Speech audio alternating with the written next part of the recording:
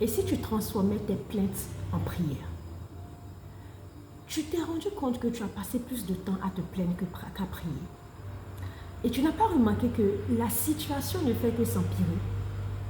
Tu te plains, ton enfant est bandit, il ne fait pas ci, il ne fait pas ça, ton mari fait ci, il ne fait pas ça, ta femme ne fait pas ci, il ne fait pas ça, ton patron ne fait pas ci, il ne fait pas ça. À quel moment tu vas t'arrêter pour saisir les taureaux par le corne? Tu sais, quelqu'un disait comme ça que le ciel n'exauce pas tes plaintes. Le ciel exauce et répond à ta prière. Et moi, je dirais encore même que le ciel exauce la foi dans ta prière. Quand tu vas prendre le temps d'arrêter de te plaindre et de prier sérieusement pour ta famille, pour ta famille, pour ton époux, pour ta femme, pour tes enfants, sérieusement et intentionnellement, tu verras le résultat. Tu te plains que ton enfant n'étudie pas, ton enfant n'est pas premier, ton enfant fait ci, il ne fait pas ça, il ne t'écoute pas. À quel moment tu as prié pour lui? À quel moment tu as changé ta parole? Vous savez, la Bible dit dans Proverbe 4 que la vie et la mort sont au pouvoir de la langue. Ta vie et la mort sont au pouvoir de la langue. C'est ce que tu prononces, c'est ce que tu déclares qui arrive. C'est ce que tu dis qui arrive.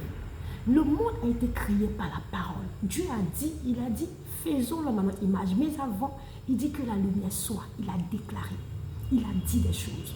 Ce que tu veux arriver dans ta vie passe par le pouvoir de ta parole.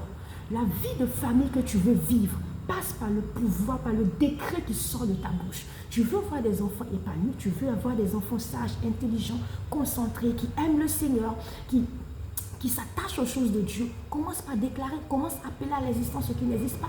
Arrête de conjuguer le dictionnaire de ce monde.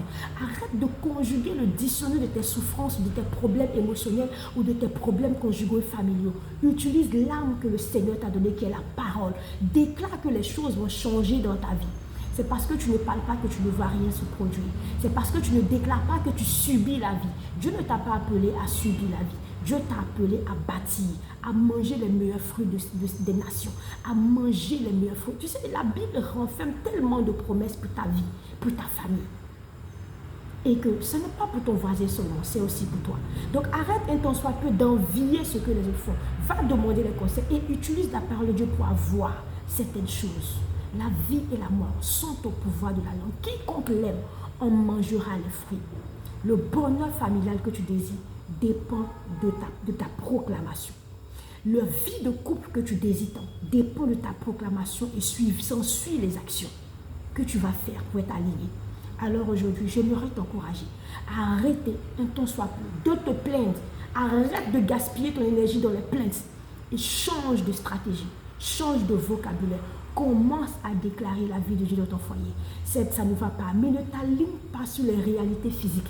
Ne t'aligne pas sur ce que tu vois. La réalité n'est pas la vérité. La vérité de Dieu dit que tu triomphes, que tu es victorieuse, que tu vis une famille qui va de gloire en gloire, que tu es protégée, que tu es en bonne santé, que tes enfants seront disciples du Très-Haut. Et même si tu vois ton enfant en train de se détourner du chemin, réclame et proclame que tes enfants sont fils du Très-Haut. Grande sera leur prospérité, grande sera leur paix. Et que ta maison et toi, vous allez servir l'Éternel. Assurément, c'est des graines, des semences que tu es en train de proclamer. Tu verras le changement de ta famille. À partir de maintenant, apprends à déclarer sur ta vie. Apprends à déclarer sur ton foyer. Apprends à déclarer sur ta famille. Et tu verras que quelque chose se passera. N'oublie pas, la vie et la mort sont au pouvoir de la langue. Quiconque l'aime en mangera les fruits.